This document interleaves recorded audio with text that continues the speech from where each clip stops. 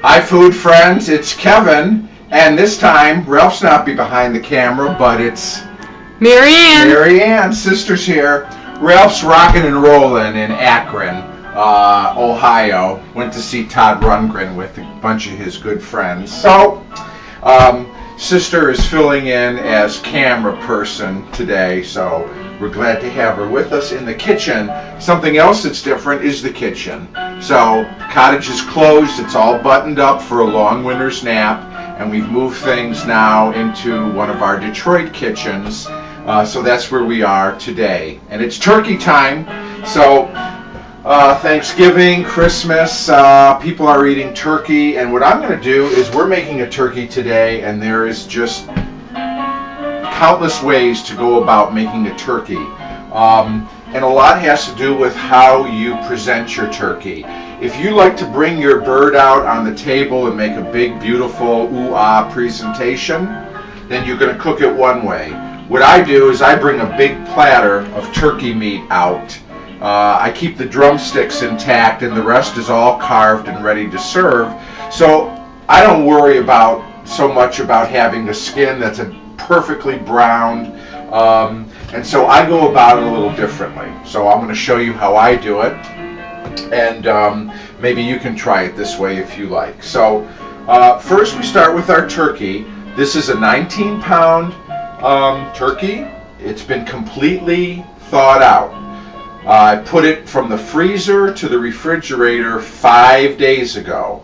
So it took about 5 days for it to be completely thawed, and that's what you want. It does take it takes a long time because these things are frozen solid as a rock, but you want it completely thawed when you go to cook it. That way everything cooks evenly. You don't want some parts that are still thawed and some parts that are still frozen. Okay? So we've got our turkey. It's thawed. We rinsed it. We took out the neck, the gizzards, any other little miscellaneous things that we found inside. Okay, so now we just have the turkey. And before I do anything else, I'm going to trim a couple of parts off that I usually remove. So this back here, this little flap, is this is sort of the south end of the turkey. You know what I'm saying? Okay. Some people could save that if you want to use it for your gravy. Go ahead and save it.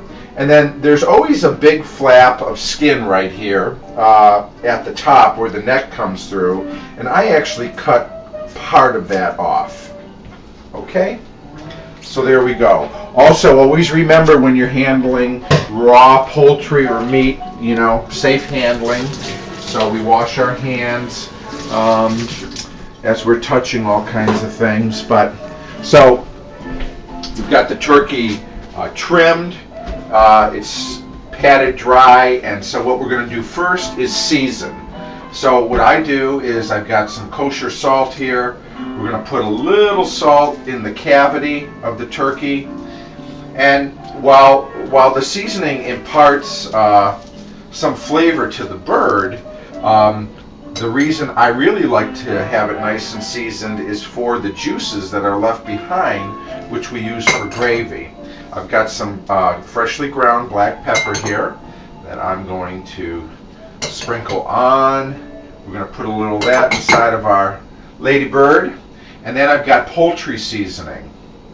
So this is a mix of sage and thyme and maybe a little rosemary. You might have a favorite poultry seasoning that you like to use. And again, it does give the bird some flavor, but I'm looking to have really flavorful juices left behind after she cooks. Okay, now here's what I put in the cavity. Real simple. I've got a couple of medium onions here. We're going to stuff those in, and we're going to put in some celery. So these are our aromatics, okay? And again, it will impart some nice flavors for the turkey, but also it's going to give us some really yummy leftover natural juices for our gravy and things. And then finally, you know what? I always stick a lemon in there, kind of give it a little squeeze, and stuff our lemon in. So if you're somebody who cooks a turkey and you like to stuff it, obviously this is not, if you like to put stuffing in your turkey, this is probably not the method for you. I make dressing on the side. That's how we've always done it. And so I just put the aromatics inside. Okay, so the bird has been seasoned. You got a shot of that, honey? Yep.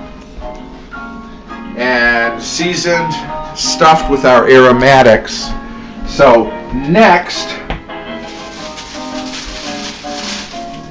yes, I use a cooking bag for a lot of reasons. One, I think it makes the most moist turkey because it really helps keep those juices in. The other thing is turkeys make a big mess in your oven, and this makes for a real easy cleanup. So I like to use a bag. Again, you don't get the skin as brown as you would if you just didn't use a bag. I'm not presenting the turkey at the table. I'm presenting the turkey meat at the table, so I like to use a bag.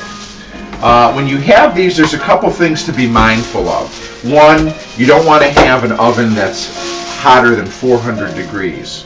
Also, I put in about, maybe 3 or 4 tablespoons of flour in the bag.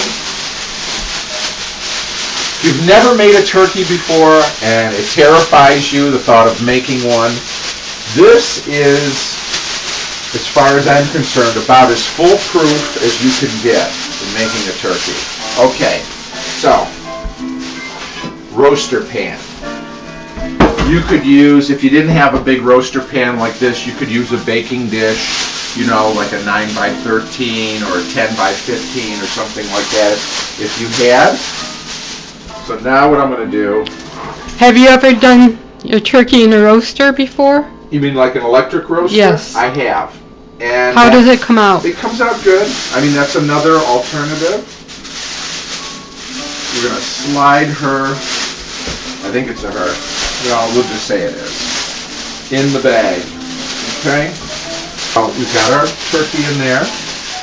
We're going to turn the end here and go ahead and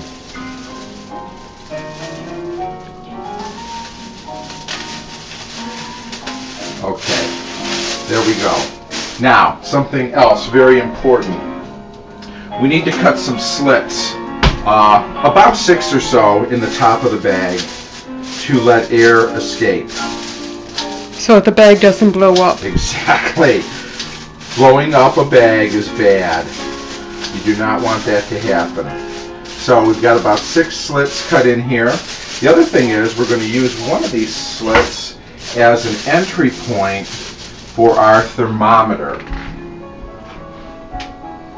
Now, I happen to have one that stays in the bird the whole time that it's in the oven, and it goes into another part which shows me the temperature, the internal temperature of the turkey. If you don't have one of these, that's okay. You could use an instant read thermometer, which kind of looks like this. Now, you should at least have one of these. This is a good investment. They're not expensive to have. And that will, it means you have to take the turkey out of the oven or open the oven door to get the temperature, which is why I like to use this, because you don't have to open the oven door. But it does the same thing. And the temperature will tell us when the turkey is done. Now, where do you put this thing? Well, I put it in the thigh. The other thing I would also remind you of is put it in the thigh and do make sure it's not touching a bone, because if it is, that will give you an inaccurate reading of the temperature of the bird. So, okay, I've got this stuck deep in the thigh. Okay, so turkey's in. We're set at 375 degrees. Important when you're using a bag, you do not want the oven hotter than 400 again, because I think that's about the toleration point for those bags. We're going to set our timer. Now for poultry, really, I'm going to go to 175 degrees of an internal temperature. So the probe is telling me the internal temperature right now is 36 degrees. We're going to go to 175, and this thing will beep when we get there. If you didn't have one of those, you just check periodically. Okay, so turkey's in the oven. It's cavalcade of food, and we're getting ready for Thanksgiving and the holidays ahead, and we'll be back in a few hours when we get this baby out of the oven. So see you then. Okay, turkey lovers, it's time. Our temperature got to 175, 180 degrees in the deep part of the thigh of the bird. So we are good to go, and oh my God, does the house smell great or what, Mare? I wish we had smell-o-vision.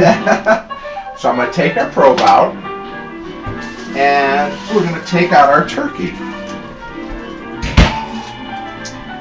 So here we have it. Now you can see the steam coming off of it. What I'm going to do is, let me just grab a pair of kitchen shears, and this is very hot. So we're going to let the turkey rest. Because obviously we can't do much with it until it cools off some. Here, Mare, come and get a shot of our turkey. There it is. Sticking a little bit there, but that's okay. So, oh yeah. And down below, I don't know if you can get in there, Mare, with the camera. You see all that delicious juice?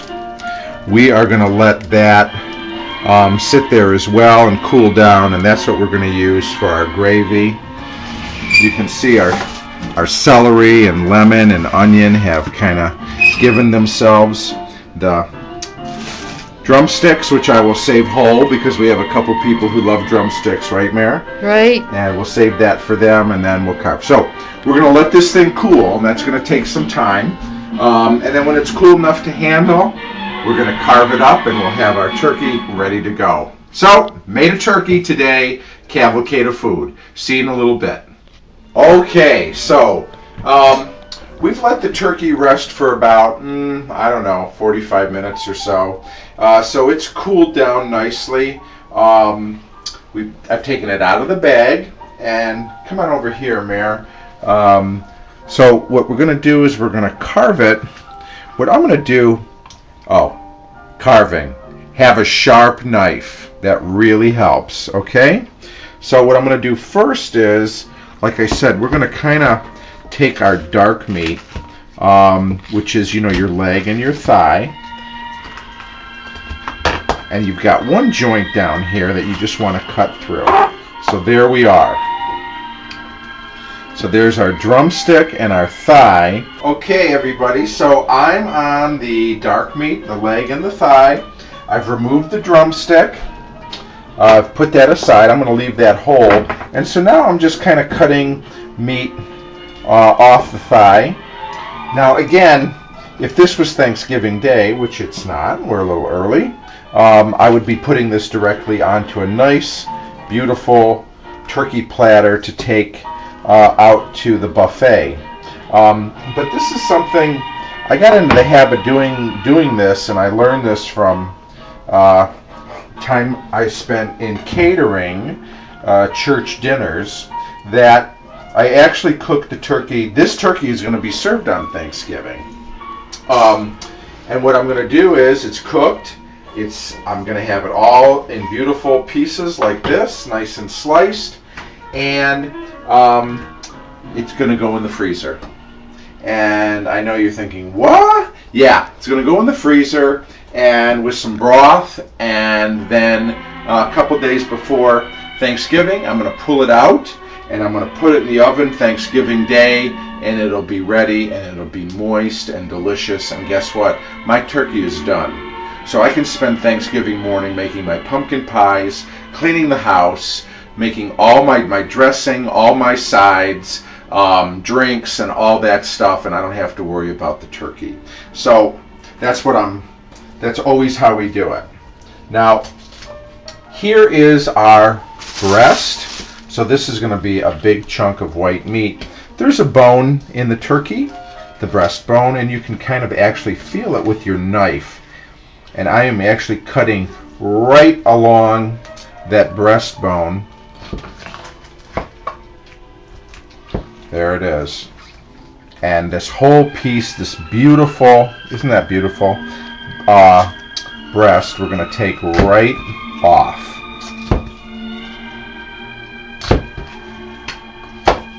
Also have the wing attached. So again, I'm not carving at the table, so I remove the skin. Isn't that lovely? Yes. Look at that. Isn't that nice? It looks delicious. And it nice smells and moist. delicious. And I don't know if you can see how moist this turkey is, but it's just beautiful. So I'm going to finish carving this turkey up. I'm putting it in a pan, and again, you could take it directly out. Again, if this was Thanksgiving Day, maybe that's what you'd want to do. I'm getting a head start, and I'm going to have my turkey out of the way come Thanksgiving. So I'm going to finish carving, and we'll be right back. Okay, take a look at this. Look at all that beautiful turkey. Dark meat, white meat. There's 2 whole drumsticks in there. That was off of our 19-pound turkey. How long did it take to cook that turkey? Just a little under 3 hours. Not bad, okay?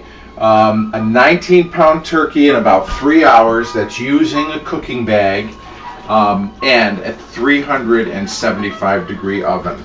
So guess what? Turkey's done, okay?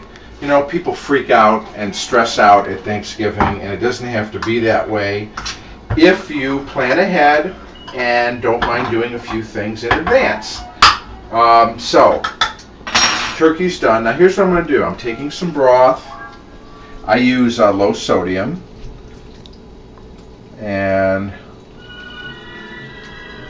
I'm going to put that broth in there. And I'm going to do 1 more can. So 2 14.5-ounce cans of broth. And then this is going to ensure that the turkey and it's moist will stay moist. So what I'm going to do is put this in the freezer. 2 days before Thanksgiving, I'll pull it out of the freezer and into the refrigerator and let it start to thaw. Then on Thanksgiving, once it's thawed, I'm going to put it in an oven, a low oven, 250, 275 degrees, and it can go in there for, an hour and a half, 90 minutes, even plus. You can always take it down. It's got the broth in there, so it'll be fine. And you know what? Like I said, go ahead and work on all the other sides. I mean, everybody loves the turkey. I sure do. But just as much is the stuffing and your mashed potatoes and gravy and, green bean casserole and corn casserole and everything else that you're making. By the way, we've got... These are the beautiful drippings that came from our turkey. I'm going to keep this in the refrigerator and you can see the fat starting to separate, and we'll use that for making gravy. Here's our turkey, folks, for Thanksgiving. But that's how we do it here. Thanks for being a part of this special cavalcade of food, making turkey. We'll see you next time. It'll be me, and Ralph should be back with us. Okay, we can hear about his adventure in Akron. See you then. Thanks, Mayor. You're welcome.